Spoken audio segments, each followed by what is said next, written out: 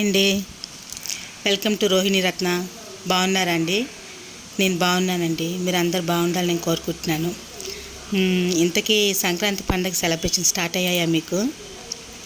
నేనైతే ఈ పండగకి చీర కొనుక్కున్నానండి. దీనికి బ్లౌజ్ వచ్చింది. ఇది వెంకటగిరి పట్టు, వెంకటగిరిలోనే కొనుక్కున్నానండి ఈ చీర.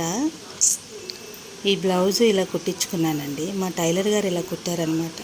ఫ్రంట్ ఏమో స్వీట్ హార్ట్ నెక్ పెట్టారు, బ్యాక్ సైడ్ హ్యాండ్స్కి అట్లా పెట్టారండి. బ్యాక్ సైడ్ వచ్చేమో ఇలా ఈ నెక్ పెట్టారనమాట.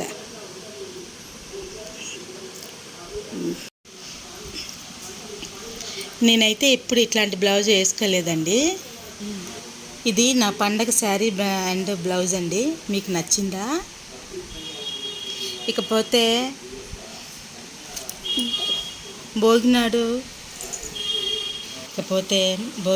మా పక్కన ఒక వాళ్ళ ఆంటీ గారు ఉన్నారండి. వాళ్ళ మనవరాలికి భోగిపళ్ళు పోసిన రమ్మనమంటే వెళ్ళాను నేను.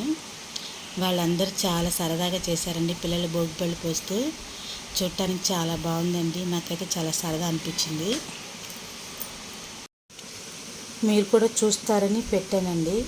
మీలో ఎంతమంది సంక్రాంతికి భోగిపళ్ళు పిల్లలకు పోస్తారు? బొమ్మలు కూడా పెడతారు కదా.